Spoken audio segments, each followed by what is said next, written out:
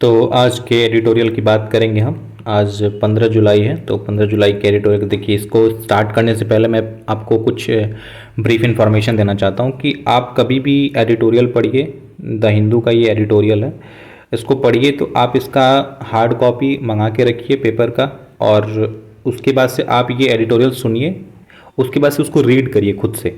उसमें क्या होता है कि आप डिकोड कर पाएंगे खुद से, क्योंकि मेरे पढ़ाने का सेंस ये है कि मैं बस अंडरस्टैंडिंग क्रिएट करना चाहता हूँ, ताकि आपको ये लगे कि जो आप पढ़ रहे हैं वो सही डायरेक्शन में पढ़ रहे हैं कि नहीं पढ़ रहे हैं। बस यही एक सेंस है। और न्यूज़ पढ़ने का अप्रोच यही होना चाहिए कि बस आपको कॉन्सेप्चुअल क्लैरिटी करना है और आपको अपनी इंग्लिश में इम्प्रूवमेंट लाना है बस, ताकि कॉम्प्रिहेंशन में भी हेल्प करेगा और वोकेबलरी भी आपकी मजबूत होगी।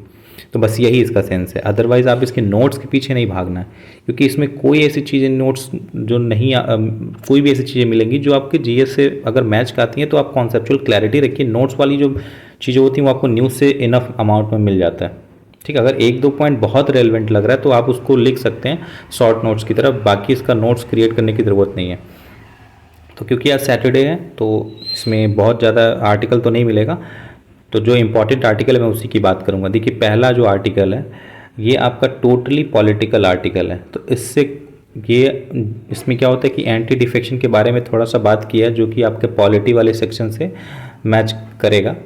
बट मुझे नहीं लगता कि इतना ज़्यादा रेलिवेंट होगा कि आपको इस आर्टिकल को बहुत ज़्यादा समझने की ज़रूरत है। आप एक बार बेसिक अंडरस्टैंडिंग कर लीजिए, रीड कर लीजिए, बाकी इसको ज़्यादा इसमें जाने की ज़रूरत नहीं है, क्योंकि ये टोटली पॉलिटिकल न्यूज़ है, तो इसमें पढ़ने की ज़्यादा ज़रूरत नहीं है। क्योंकि आप देख रहे हैं ये महाराष्ट्र के बारे में पर्टिकुलर बता रहा हूँ, तो महाराष्ट्र से डिफेक्शन वाली ऑलरेडी न्यूज़ चल रही थी कि जो वो विकास अघाड़ी जो पार्टी थी, उसके बाद से जो शिवसेना पार्टी थी, तो वो उसमें क्या क्लैश हुआ था, तो उसमें भी हम लोग पहले ही ऑलरेडी पढ़ चुके थे बहुत सारी चीज़ें। तो इसमें बहुत ज़्यादा चीज़ मिलने वाला है नहीं। ये एनसीपी पार्टी के में कैसे अजीत पवार का जो ट्रांजिशन हुआ वो चले गए बीजेपी में, तो ये बस इसके बारे में ही ब्रीफ इन्फॉर्मेशन दिया हुआ। एंटी डिफेक्शन के बारे में थोड़ा बहुत लॉ बताएगा, तो इतना ज़्यादा डिटेल पढ़ने की ज़रूरत नहीं पड़ेगी। सेकेंड आर्टिकल थोड़ा सा सही है, मतलब बहुत ज़्यादा सही नहीं है, फिर भी थोड़ा सा चीज़ें ये पढ़ने लायक है ये आर्टिकल। देखिए, एससीओ की सबमिट हुई थी, हमको पता है कि एससीओ की सबमिट अभी हुई थी 4 जुलाई को। ये वर्चुअल सबमिट हुआ था, तो यही वर्चुअल सबमिट का क्या इसकी क्रेडिबिलिटी है, उसी के बारे में ये बात किया गया है आर्टिकल में। आप सामने ही दिख रहा है आपको हेडिंग से कि वर्चुअल सबमिट वर्चुअल साइलेंस। तो बहुत सारे ऐसे मुद्दे थे जिस पे सारी कंट्री जो एससीओ की जो मेंबर कंट्री थी वो साइलेंस थी, तो उसी के बारे में ये बात। अब इसमें क्या है कि एससीओ को आपको पहले तो स्टार्टिंग में एससीओ के बारे में आपको थोड़ा सा ब्रीफ इन्फॉर्मेशन लेना पड़ेगा कि एससीओ बना कब था, फाउंडिंग कंट्री कौन कौन सी थी, और अभी प्रेजेंट टाइम में कौन कौन सी कंट्री है, और लेटेस्ट कौन सी कंट्री ज्वाइन की है, ये चीज़ें। तो अभी इसमें क्या है, देखिए, ये India's lack of credible explanation in hosting a virtual Shanghai cooperation organisation summit indicates new Delhi's diplomatic drift as far as the SCO is concern. तो आपको साफ साफ ये दिख रहा है कि इसकी क्रेडिबिलिटी पे ही पूरा जोर दिया गया है कि क्या एससीओ की सबमिट का क्रेडिबिलिटी था। तो पहले हम लोग स्टार्ट करते हैं। तो इसमें जो विनय क्वात्रा जो थे, वो क्वात्रा जो हैं वो आपके फॉरेन सेक्रेटरी हैं, और उन्होंने ये बताया है कि देखिए कि एससीओ की जो सबमिट हुई है वर्चुअली, इसका तो कुछ खास ऐसा कुछ रेलेवेंस निकला नहीं है। जो भी सबमिट हुआ, जो मुद्दे पे बात हुआ, एक्चुअली में क्या होना चाहिए और क्या हुआ, उसमें बहुत फ़र्क है। जैसे कि अगर कोई ऑर्गेनाइजेशन है जो सही में अगर काम करना चाहे, जैसे कि बिम्स्टेक है, अभी जो इंडिया का जो बिम्स्टेक जो बॉर्डरिंग कंट्री के साथ बना हुआ है, जो आपका बांग्लादेश भी है, आपका ये श्रीलंका भी है, जितने भी बॉर्डरिंग करते, थाईलैंड भी है, जो वो थाईलैंड तो बॉर्डर शेयर नहीं करता, फिर भी थाईलैंड भी है। तो ये कंट्री के साथ बिम्स्टेक जो इंडिया बनाया हुआ है, इसकी जो क्रेडिबिलिटी है वो कितनी काम करती है, वो डायरेक्टली इन्फ्लुएंस करती है कि वो चीज़ें इंडिया उसमें क्या होता है, एक लीडर की तरह उभरता है, उसमें एक लीडर की तरह रोल उसका होता है। प्लस इंडिया उन सब में सबसे फ्लरिश इकॉनमी वाली कंट्री है, तो इंडिया के डिसीजन डोमिनेट करते हैं, और इंडिया उसमें अपने डिसीजन ले सकता है और बाकी कंट्री भी उस डिसीजन को फॉलो करेंगी, ऐसा वाला सिचुएशन चलता है। बट एससीओ में क्या होता है कि सारे कंट्री के जितने भी हैं ना, उनकी क्या होता है कि अलग अलग डायमेंशन का सोचना है। और मोस्टली कंट्री इंडिया की राइवलरीज, देखिए उसमें क्या होता है कि चाइना के साथ चल ही रहा है इंडिया का राइवलरी, पाकिस्तान के साथ भी चल रहा है। तो कुछ खास इसका क्रेडिबल तभी आ पाएगा जब लोग फिजिकल फॉर्म में मिलेंगे और उस मुद्दे पे पर्टिकुलर बात करेंगे, क्योंकि ऐसे चीज़ों को इग्नोर करना और वर्चुअली मीटिंग अटेंड करना, ये क्या होता है कि हम प्रॉपर उस मुद्दे पे बात नहीं कर पाए जो अभी ऑन गोइंग चल रहा है। ठीक है, तो वही इसमें दिया हुआ है। कि ये क्वात्रा क्या बोले, विनय क्वात्रा, कि ये जो जो डायलॉग किया गया कि अब वर्चुअल मीटिंग होगा, तो इसकी क्रेडिबिलिटी पे बात की है कि, लेकिन ये ऑथर जो ये बोल रहा है कि जो क्वात्रा जो थे कि वो ये रीज़न नहीं बताया कि क्यों ये वर्चुअल मीटिंग हुआ था और फिजिकल फॉर्म में ये मीटिंग क्यों नहीं हुआ था। ठीक है, तो वही ये लिखा है कि Kwatra fail to give even one credible reason for having a virtual summit indicates that the India is moving away from the approach which led it becomes the SCO members. देखिए एससीओ का फुल मेंबर इंडिया क्यों बना था, क्योंकि इन जो country जो SCO की country member country उनसे अपना रिलेशन अच्छा रखें, यही रीज़न रहा होगा। लेकिन अभी वर्चुअल मीटिंग हुआ है और उसका रीज़न भी नहीं बताया गया कि क्यों फिजिकल फॉर्म में नहीं हुआ, तो ये क्या बता रही है, इंडिया का जो मोटो था उसमें ज्वाइन करने का, ये पूरी तरह से उसको डिग्रेड कर रहा है। तो बस उसी चीज़ की बात है। अब इसमें क्या है कि China act as a reason, तो चाइना की जो BRI पॉलिसी है, बेल्ट एंड रोड इनिशिएटिव, आपको पता ही है कि वो क्या होता है, डेप ट्रैप में सारी कंट्री के पास, जैसे कि हम लोग एक एग्जांपल हम्बनटोटा पोर्ट जो देखे थे श्रीलंका का 99 ईयर्स का जो लीज पे लिया हुआ था, वो एक एग्जांपल है आपका। चाइना पाकिस्तान इकोनॉमिक कॉरिडोर जो है CPEC प्रोजेक्ट, वो भी इंडिया के ही POK से होके जाता है, वो भी एक इलीगल वाला तरीका है। तो उसमें अगर पहले ही BRI प्रोजेक्ट जो इलीगल है इंडिया के लिए, तो उस बेसिस पे हम कैसे बात कर सकते हैं। तो वही ये दिया है कि China's action towards the India 2020 and the involving international order have obviously compelled a reappraisal of India's interest on the SCO। ठीक है, तो ये जो मूव था जो BRI को एक्सपेंड करने का, प्लस इंडिया के सोवरेनिटी को हैम्पर करने का, तो फिर वो क्रेडिबिलिटी को घटाएगा। वो इंडिया कभी उस मुद्दे पे बात ही नहीं करना चाहेगा कि अब इंडिया नॉर्मल रिलेशन कब करेगा, जब इंडिया के बॉर्डर इशू सही होंगे। बट इंडिया कभी उस पर बात नहीं करेगा क्योंकि चाइना उस इशू को रिजॉल्व करना नहीं चाहता है। This is evident from the point of not only holding a virtual summit but also Mr. Modi's combative assertiveness on issue of concern India। देखिए टेररिज्म और कनेक्टिविटी, ये इंडिया का कंसर्न है कि कनेक्टिविटी इंडिया को होनी चाहिए, जैसे सेंट्रल एशिया की कनेक्टिविटी। अभी क्या होता है कि हमारा जो इंडिया क्यों ईरान की तरफ मूव कर रहा है, इंडिया क्यों ग्वादर पोर्ट पे ध्यान दे रहा है, क्योंकि अगर इंडिया ग्वादर पोर्ट पे ध्यान नहीं देता तो अगर इंडिया की कनेक्टिविटी होती सेंट्रल एशिया की थ्रू अफगानिस्तान पाकिस्तान होते हुए, तो इंडिया सेंट्रल एशिया में कितना जल्दी एक्सेस कर लेता, वहाँ से इंपोर्ट एक्सपोर्ट इंडिया का कितना बढ़ता, और वो बाय रोड होता तो वो ट्रेड सबसे अच्छा होता। बट वो चीज़ नहीं हो पाती क्योंकि हम लोग देखे थे जिस टाइम पे तालिबान क्राइसिस चल रहा था, उस टाइम पे भी इंडिया हेल्प करना चाहता था पीपल्स को, बट क्योंकि वो ग्रेन्स जो जाता है वो पाकिस्तान होके जाता है, तो वो ऑलरेडी वो POK जो ऑक्यूपाइड जो कश्मीर है जो पाकिस्तान इलीगल तरीके से ऑक्यूपाइड किया हुआ, तो वो रूट ऐसे ही ब्लॉक हुआ है। तो वो कनेक्टिविटी का एक इशू है। प्लस ईरान भी तो इसमें SCO में ज्वाइन किया है, तो ईरान से भी कनेक्टिविटी वाली चीज़ हो गई। और टेररिज्म तो आपको पता ही है कि जो चाइना एक तो टेररिज्म वो करता, फिर अभी हम लोग रिसेंटली देखे थे कि साजिद मीर और भी बहुत सारे ऐसे जो टेररिस्ट थे जिनको UNSC के रिजोल्यूशन जो होता है उसमें चाइना बार बार उनको बचा रहा है। तो ये क्या, चाइना पाकिस्तान दोनों मिल के उस चीज़ को सपोर्ट कर रहे हैं टेररिज्म को। और जब दो कंट्री SCO की ऑलरेडी इतना सपोर्ट दिखा रही है टेररिज्म को, तो इंडिया अकेले उन पे कैसे एक सेम मुद्दे पे बात कर सकता है। डिफरेंसेस हैं, तो जब इनके अगर आइडियोलॉजी में डिफरेंसेस हैं तो मीटिंग कैसे सेम चीज़ें हो सकती, नहीं हो सकती है, बिल्कुल भी नहीं। तो वही ये बातें चल रही हैं कि of is rightly fundamental differences with China and Pakistan. तो ठीक है, ऑन टेररिज्म जो मोदी जी थे वो क्या बोले थे टेररिज्म पे, तो वो देखिए क्या बोले थे कि वो एक्चुअली में पाकिस्तान और चाइना को ही पे ही टिल्ट करके बोले थे, डायरेक्टली नहीं बट इनडायरेक्टली स्टेटमेंट उन्हीं पे था कि some countries use cross border terrorism as an instrument of their policies. मतलब कुछ ऐसी कंट्री हैं जो अपने पॉलिसी में ही टेररिज्म लाती हैं ताकि वो क्रॉस बॉर्डर इंसर्जेंसी करवाएं और इनस्टेबिलिटी अपने नेबरिंग कंट्री पे लेके आएँ। ठीक है, तो वही है कि provide shelter to the terrorist. SCO should not hesitate to criticize such nations. There should be no double standards on such serious matter। अगर ये देखिए इसमें क्या मिस्टर मोदी डायरेक्टली ये बात बोले हैं कि पॉलिसी कुछ ऐसी कंट्री जैसे पाकिस्तान हो गया वो डायरेक्टली अपनी पॉलिसी में ही टेररिज्म को वो करते हैं, और ऐसी कंट्री को क्रिटिसाइज करने में SCO कभी पीछे नहीं हटेगा। और इसलिए मैं मतलब in the sense Modi ji ये बोले कि मैं ये चीज़ क्रिटिसाइज वो कर रहे हैं क्योंकि ये कंट्री यहाँ अपनी पॉलिसी में ही टेररिस्ट को पनाह देती है और वो चाहती है कि जो हमारे नेबरिंग कंट्री वहाँ पे इंसर्जेंसी हो और वहाँ पे इनस्टेबिलिटी बनी रहे। ठीक है, तो ये चीज़ें थी। लेकिन अगर ये चीज़ें अगर मुद्दे पे बात करना तो ये वर्चुअली नहीं, अगर ये कॉपरेशन के थ्रू होता तो ज़्यादा ये अच्छा होता, क्योंकि इसकी क्रेडिबिलिटी थोड़ी बढ़ जाती। अभी क्या होता है कि ये चीज़ें आप कितना भी कर लेंगे, आपको पता है कि टेररिज्म पे बात अभी से नहीं बहुत साल पहले से हो रही है, लेकिन अभी भी कोई ऐसा क्रक्स निकल के आया नहीं, अभी भी वो सिचुएशन वही वर्स्ट बनी हुई है। ठीक, तो ये था। अगला क्या था कि while neither Pakistan nor China will change course of terrorism. तो ठीक है, अभी हम लोग जितना भी मोदी जी की बात करें, अभी मोदी जी की बात करने के बाद भी ऐसा नहीं है कि वो चीज़ें बदल गई हैं, क्योंकि साजिद मीर को अभी भी हम लोग कुछ दिन पहले की ही न्यूज़ है जिसमें वो टेक्निकल होल्ड लगा चुका है वो चाइना। ठीक है, वो डेट एक्सटेंड होने के बाद वो 6 महीने का जो डेट होता है टेक्निकल होल्ड का, उसके बाद भी वो अपने डेट को एक्सटेंड किया जा रहा है। मतलब वो कितना प्रोटेक्शन दे रहा है चाइना पाकिस्तान के टेररिस्ट को। तो और वो जबकि वो साजिद मीर एसोसिएट था जो मुंबई में बम धमाका हुआ था। ठीक, अभी ये देखते हैं इसमें क्या लिखा है कि और the issue resonates in central Asia republic that continues to have been concern of the terrorist group using Afghanistan. तो ठीक है, अब सेंट्रल एशिया वाला भी इशू आ रहा है। सेंट्रल एशिया को अगर हमको एक्सेस करना तो क्या होगा, हम अफगानिस्तान के थ्रू होंगे। अफगानिस्तान में भी देखिए आप टेररिस्ट ही हैं, लेकिन अफगानिस्तान में टेररिस्ट हैं, वो पूरी कंट्री ही टेररिस्ट पे ही चल रही है, तो वो भी एक हमारे लिए बर्डन है। और तो एक हमारा एक्सेस कनेक्टिविटी वहाँ से भी एक ब्लॉक हो रहा है।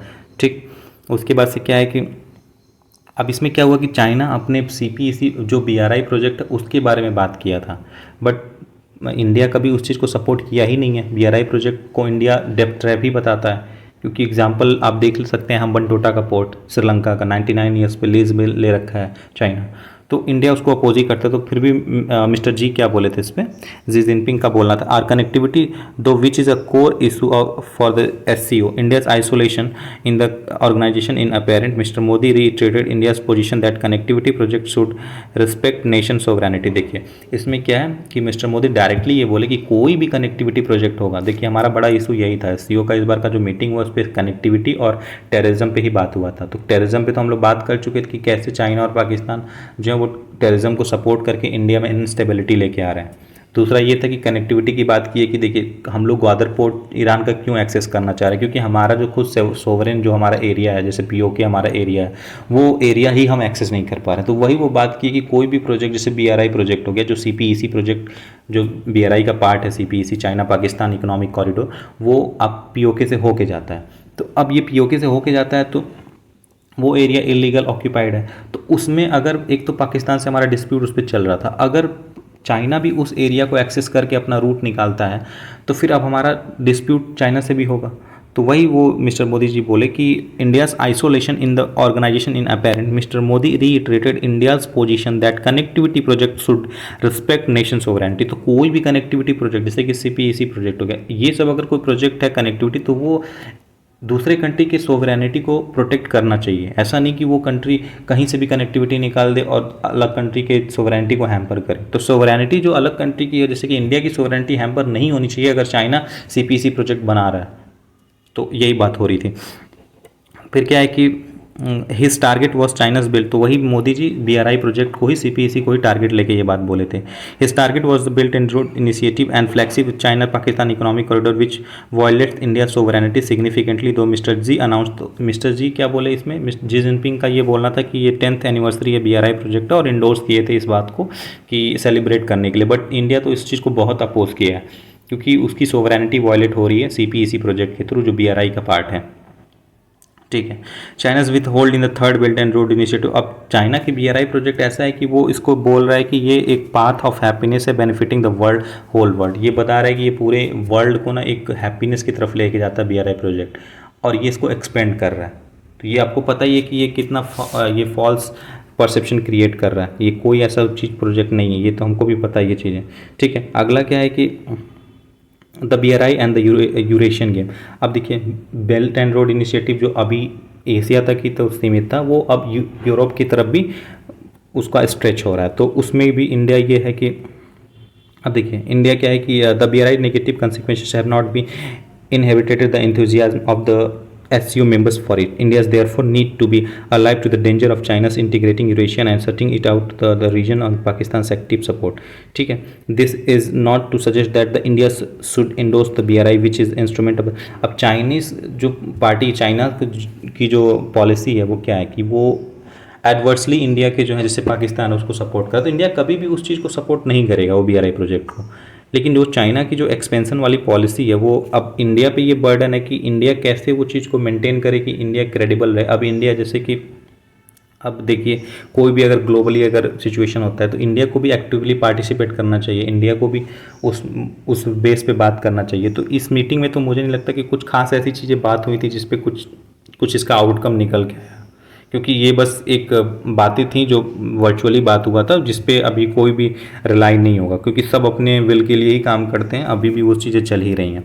अब इसमें देखिए कि not helping drawing the members toward the and prevent their growing links with China. Besides, Chabahar Port has not moved ahead. अब इंडिया चाइना, अब देखिए अब दो तो कंट्री हम लोग बात कर लिए, 3 कंट्री की बात कर लिए, हम लोग अफगानिस्तान की बात की, पाकिस्तान की और चाइना की बात की। अब अगला ईरान हो गया। ईरान में भी हम लोग जो जैसा ग्वादर पोर्ट के साथ हम लोग चाहते थे जैसा वो बने, जैसे चाबहार पोर्ट की जो बात कर रहे थे, तो ये चाबहार पोर्ट जैसे हम लोग चाबहार पोर्ट में ही आपका जो इंडिया अपना प्रोजेक्ट बना रहा है तो उस पर जो हम लोग बातचीत चल रही थी तो वो अभी भी वही चीज़ें बनी हुई हैं, अभी भी उसकी क्रेडिबिलिटी, अभी भी वो जो प्रोजेक्ट है वो आगे नहीं बढ़ा हुआ है।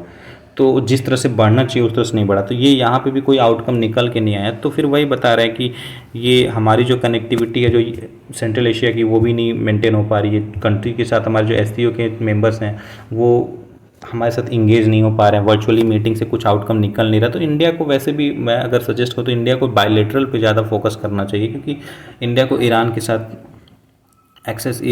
इंडिया को बायलेटरली अपना बात करना चाहिए। प्लस इंडिया को अगर अफ़गानिस्तान के साथ इंगेज करना चाहिए, जैसे कि तालिबान का जब रेजिम आए तो तालिबान के साथ हम लोग को न्यूट्रल रहना चाहिए और उसके साथ हम लोग को इंगेज होना चाहिए। ऑल्दो इंडिया कभी भी टेररिज्म को सपोर्ट नहीं करेगा, बट फिर भी अगर हमारे विल की बात, हमारे प्रॉफिट की बात है तो हमको एक स्टेप ज़्यादा सोचना चाहिए। प्लस इंडिया को चाइना के साथ भी नॉर्मलाइज करना चाहिए रिलेशन, उसके साथ बैठ के बात करके, तो ये चीज़ें होती हैं। अब देखिए साइलेंस ऑन यूक्रेन वॉर पे तो कोई बात हुआ नहीं था ज़्यादातर इस मीटिंग में, क्योंकि अब इसमें अभी हम लोग कुछ दिन पहले ही स्टेटमेंट देखे जो इंडिया का स्टेटमेंट था G20 में लेके कि G20 में का जो मुद्दा है वो यूक्रेन पे बात नहीं करेगा, मतलब ऐसी नहीं थी कि वो टिल्ट हो जाएगा यूक्रेन पे बात करेगा, वो डायरेक्टली उसका मुद्दा अलग है G20 का और उसका मुद्दा अलग है, ये चीज़ें बात हुई थी। तो इसमें कुछ खास बात नहीं हो। मिस्टर पुतिन जरूर इसमें ये बोले थे कि supporting the Russian leadership in the defending constitutional order, वो थोड़ा सा जो कंट्री SCO की मेंबर्स कंट्री हैं उनको सपोर्ट पे थोड़ा सा वो फोकस किए थे, बल्कि इंडिया तो इसमें न्यूट्रल ही अपना बिहेव दिखा रहा है। तो वही ये बात हो रही है कि इंडिया अगर न्यूट्रल रह रहा है तो वो वेस्ट और यूरोप के साथ अपना रिलेशन कैसे मेंटेन कर पाएगा, जबकि चाइना जो है वो अपना एक तरफ तो देखेंगे, बात करेंगे तो वो अपना रसिया के साथ तो रिलेशन अच्छा कर ही रहा है, क्योंकि रसिया उसको कभी नहीं छोड़ सकता। जितनी बड़ी इकॉनमी चाइना की है उसको रसिया कभी छोड़ नहीं सकता, रसिया को सपोर्ट कर रहा है चाइना। प्लस दूसरी तरफ जो आपका यूरोप की तरफ ये चाइना का जो BRI प्रोजेक्ट का एक्सपेंशन है वो नॉर्मलाइज कर रहा है रिलेशन उसके साथ। तो ये कैसा इन चाइना का जो पॉलिसी है उस पर फोकस करने की बात है कि कितना ज़्यादा वो एक्सपेंड वाली चीज़ें हैं। अभी पूरी तरह से बात की हो रही है कि आगे जो मीटिंग होने वाला, जैसे ब्रिक्स की समिट होने वाली है साउथ अफ्रीका में अगस्त में, फिर उसके बाद ये साल जो इंडिया का था वो बहुत गोल्डन टाइम था, क्योंकि इंडिया को इसमें SCO की प्रेसिडेंसी मिली थी, प्लस G20 की प्रेसिडेंसी मिली थी। अभी ब्रिक्स की भी मीटिंग अगस्त में होने वाली है, प्लस उसके बाद से आपका सितंबर में G20 की मीटिंग होने वाली। तो जो ब्रिक्स की मीटिंग होने वाली उसमें आप रसिया से व्लादिमीर पुतिन और जी जिनपिंग भी जाएंगे। अब ये डिपेंड करता है कि मोदी जी क्या उसमें पार्टिसिपेट करेंगे कि नहीं, क्योंकि वो फिर फिजिकल मीटिंग होगा और उसमें कुछ आउटकम निकल के आता है कि नहीं उस पर हम लोग बात करेंगे। तो वो नेक्स्ट मीटिंग वो होने वाली, फिर सितंबर में आपका G20 का मीटिंग होने वाला है, तो उसमें देखते हैं क्या होता है फिर। तो ये था पूरा क्रक्स आपका कि कैसे मतलब वर्चुअल समिट जो था उसका कुछ क्रेडिबिलिटी निकल के आया नहीं और किस किस मुद्दे पे बात हुआ, तो ये उसका क्रक्स पूरा था। बाकी आप इसको रीड कर सकते हैं। देखिए अगला न्यूज़ आपका ये है कि जो मणिपुर में जो वायलेंस हो रहा था, अब उस नेक्स्ट आर्टिकल आपका बात करेंगे हम। ये देखिए problematic European union parliament resolution miss diagnosis the Manipur issue. देखिए मणिपुर में जो इशू चल रहा था, आपको पता ही है कि मेतीज़ और कुकीज़ ट्राइब के बीच में चल रहा था, क्योंकि बहुत दिन से ये न्यूज़ चल रहा है। तो क्या था ये न्यूज़, मैं पहले उस पर ब्रीफ इन्फॉर्मेशन दे देता हूँ, फिर ये बात करूँगा क्या न्यूज़ था। तो देखिए मेतीज़ जो ट्राइब थी वो आपकी जो पॉपुलेशन 90% पॉपुलेशन मेतीज़ ट्राइब की है मणिपुर में, 10% पॉपुलेशन आपकी कुकीज़ और नागाज़ ट्राइब्स की है। और जो लैंड ऑक्यूपाइड करते हैं वो मेतीस करते हैं 10%, और जो 90% लैंड जो है वो ऑक्यूपाइड करते हैं कुकीज़ और नागाज ट्राइब। जो नागाज और कुकीज़ हैं वो आपके रहते हैं हिलीज एरिया में, और जो लैंड वाला एरिया है वो उसमें आपके रहते हैं मेतीस ट्राइब। तो अभी जो रिसेंटली न्यूज़ ये था कि अब देखिए क्या था कि मेती जो कुकीज़ थे और नागाज थे उनको ऑलरेडी ट्राइबल्स की कैटेगरी में रखा गया था, शेड्यूल्ड ट्राइब्स की। अब वो क्योंकि ट्राइबल्स हैं तो वो मेतीस की ज़मीन को खरीद सकते हैं, वो लैंड को खरीद सकते हैं, जो आपका लैंड वाला एरिया जो था उसको खरीद सकते हैं। लेकिन मेतीस जो है वो हिल वाले एरिया में नहीं खरीद सकते, ज़मीन नहीं खरीद सकते हैं, ये उनको प्रॉफिट मिला हुआ था। लेकिन कुछ दिन पहले जो हाई कोर्ट का जो ऑर्डर आया था जो इंक्लूड करने की बात किया था शेड्यूल्ड ट्राइब में मेतीस को, उससे क्या हुआ कि मेतीस की ज़मीन को अब वो कुकीज़ नहीं खरीद पाएंगे। इसी बात को लेके ये वायलेंस हो रहा था, टोटली पूरा वायलेंस इसी को लेके था। इसमें क्या था, न्यूज़ ये है कि जो यूरोपियन यूनियन के पार्लियामेंट में एक रेजोल्यूशन पास हुआ था मेतीस ट्राइब को ही लेके, जो मेतीस ट्राइब को एक्चुअली मैंने ये मणिपुर वायलेंस को लेके ही पढ़ा हुआ था, उसी के विषय में ये आपका ये कैसे वो फॉल्स जो परसेप्शन क्रिएट कर रहा है वो उसकी ही बात होगी। जैसे इंडिया जो है वो बहुत सारे इशू जैसे हो गए आपके, कभी भी कोई इशू होता है वर्ल्ड लेवल पे तो इंडिया भी उसमें एक्टिवली पार्टिसिपेट करता है। इंडिया जैसे just as a Indian politician, India के पॉलिटिशियन जो होते हैं वो उनके पास ये राइट टू एक्सप्रेस होता है अपने कंसर्न को लेकर, जैसे कि हिंदू टेम्पल कैसे ऑस्ट्रेलिया में वैंडलाइज किया गया था, जैसे अटैक हुआ था, फिर उसके बाद से एंटी माइग्रेशन जो यूएस का जो बिल था, फिर उसके बाद से आपका यूरोपियन यूनियन की जो गवर्नमेंट थी उसमें क्या इशू चल रहे थे। तो ये सब जो क्वेश्चन होते हैं इस पर इंडिया जैसे बात करता है, वर्ल्ड लेवल पर इंडिया के पॉलिटिशियन बात करते हैं, तो इसी तरह से यूरोपियन यूनियन के पास भी, पार्लियामेंट के पास भी ये राइट है कि ये एक तरह से है कि वो बात कर सकते हैं वर्ल्ड इस पे। ये अलग बात है कि इंडिया उस चीज़ को मानेगा कि नहीं मानेगा, जैसे कि इस रेजोल्यूशन को इंडिया पूरी तरह से डिसमिस कर दिया है, ठीक है। अब इसमें क्या था कि यूरोपियन पार्लियामेंट जो थे ना इस रेजोल्यूशन को एक फॉल्स परसेप्शन क्रिएट कर रहे थे। इसमें लिखा हुआ है देखिए, European union resolution and the legislature framing of the problem in Manipur include erroneous understanding of the conflict having a religious basis. इसको एक रिलीजियस बेसिस वो बना रहे हैं। उनका मानना ये है कि मेतीस जो हैं वो हिंदू हैं और जो कुकीज़ और नागाज हैं वो क्रिश्चियन हैं, और ये जो वायलेंस हो रहा है ये हिंदू और क्रिश्चियन के बीच में हो रहा है। बल्कि ये ऐसा कुछ नहीं है, ये आपका एक ट्राइबल दर्जा में देने के लिए जो बात थी ये उसकी ही पूरी बात थी। जैसे कि सुप्रीम कोर्ट इस चीज़ को खारिज करते हुए बताया कि ये केवल हाई कोर्ट के ऑर्डर से ही, जैसे वायलेंस को रोकने के लिए बीच में इंटरफेयर किया था सुप्रीम कोर्ट, वो बताया कि ये वायलेंस, ये जो आपका ये जो हाई कोर्ट का ऑर्डर था इससे कोई ट्राइब्स की कैटेगरी में नहीं आता है। ट्राइब्स की कैटेगरी में आने के लिए पूरा प्रोसीजर होता है। किसी भी ट्राइब्स को अगर शेड्यूल्ड ट्राइब्स में लेके आना है तो उसका पूरा प्रोसीजर होता है, उस प्रोसीजर पे चलता है। जैसे कि मान लीजिए क्या होता है कि पर्टिकुलर स्टेट से भी अब रिपोर्ट निकल के जाती है, फिर उसके बाद से NCST के बाद national commission for scheduled tribe के पास जाती है, रजिस्ट्रार जनरल के पास जाता है, फिर उसके बाद से आपका ये प्रेसिडेंट के पास जाता है, प्रेसिडेंट उसके बाद से उस पर पार्लियामेंट में रखता है, पार्लियामेंट बिल पास करता है, फिर उसके बाद से वो ट्राइब्स को पर्टिकुलर उसमें इंक्लूड किया जाता है। तो ये पूरा प्रोसीजर होता है, इस प्रोसीजर से ही पूरा पहुँचता है, ना कि आप हाई कोर्ट के एक ऑर्डर से होता है। ये इसको क्लैरिफाई किया था सुप्रीम कोर्ट। बाद में वायलेंस थोड़ा कम हुआ था, लेकिन उसके पहले 142 लोगों का डेथ हो चुका था ऑलरेडी, और बहुत सारे लोग इसमें घायल हुए थे, बहुत सारे लोग डिस्प्लेस हुए थे, एरिया छोड़ के बाहर निकले थे, ये चीज़ें हुई थी। लेकिन इसको एक फॉल्स परसेप्शन क्रिएट किया यूरोपियन यूनियन का जो रेजोल्यूशन था उसमें ये बोला गया था कि ये जो पूरी तरह से ये जो वायलेंस था ये हिंदू और क्रिश्चियन को लेके था, इसको एक रिलीजियस एक इमेज दे के क्रिएट किया हुआ है। तो ये वर्ल्ड लेवल पे कैसे जो चीज़ें होती हैं वो कैसे एक फॉल्स परसेप्शन क्रिएट करती हैं और एक मिसलीड करती हैं नरेशन को, वो चीज़ें इस पर बात की गई हैं। इशू तो था, वो जनरल सी बात है, इशू था और ये वर्ल्ड लेवल पे बात होनी चाहिए थी इसकी, ठीक है, लेकिन इसको एक फॉल्स इमेज क्रिएट करना ये बहुत गलत चीज़ है। तो इस पर ये बात हुआ था। बाद में ये चीज़ें हैं कि उसका ये था कि चर्च जैसे कि बात हुआ कि जो नागाज हैं वो भी एक तरह से आपके क्रिश्चियन में आते हैं, कुकीज़ भी क्रिश्चियन में, मेतीस जो हिंदू में, तो बहुत सारे चर्च और टेम्पल इन सबको डिमोलिश किया गया था, बहुत सारी चीज़ें थी। बट ऐसा कुछ नहीं है, ये चीज़ें बस ट्राइब्स एरिया में इंक्लूड करने की बात थी। तो पूरा न्यूज़ यही था कि यूरोपियन पार्लियामेंट का जो रेजोल्यूशन था वो इंडिया उसको डिसमिस कर दिया कि ये जो इमेज था ये गलत क्रिएट हुआ था। फिर अगला देखिए आपका ये जो इन्फ्लेशन वाला था, ये हर महीने आपको ये न्यूज़ मिलता है इन्फ्लेशन पे। इसमें कुछ खास बात करने लायक नहीं है, बट आप एक रीडिंग कर सकते हैं, बट मुझे नहीं लगता कि बहुत ज़्यादा रेलेवेंट होगा। ये डेटा आपको हर महीने मिलता रहता है, तो ये भी बहुत इंपॉर्टेंट आर्टिकल नहीं है। इसमें देखिए वही जो आपका एल नीनो का सीज़न चल रहा है तो उसके वजह से क्रॉप में क्या नुकसान आया उसकी बात हो रही थी। सीपीआई जैसे कि हमारा इन्फ्लेशन जो होता है वो सीपीआई पे बेस होता है, तो उस पे ही कैलकुलेट किया था। तो उसी में इन्फ्लेशन जो जैसे टारगेट जो होता है जो आपका 4-2 के बीच में रखने वाला जो टारगेट होता है गवर्नमेंट का, तो वो ये आरबीआई का, तो उसमें मॉनेटरी पॉलिसी क्या अपना डिसीजन ले रही थी, क्या कितना उसको करना कितना बड़ा हुआ है, उसी की बात हो रही है, कंपैरिजन किया गया। बहुत ज़्यादा इंपॉर्टेंट तो नहीं है, बट फिर भी आप रीड कर सकते हैं एक बार समझने के लिए। ठीक है, तो इतने सारे न्यूज़ थे। बाकी ये कोई अगर डाउट हो तो आप बताइए, मैं उसको वो देखूँगा। मुझे लगता है कि आप एक बार इसको रीड कर सकते, इसको आप समझ सकते हैं, उसके बाद से आप रीड कर लीजिए। इसमें 2 ही इन्फॉर्मेशन, जो 2 आर्टिकल थे वो इम्पॉर्टेंट थे, वर्चुअल सबमिट वाला और प्रॉब्लमैटिक वाला।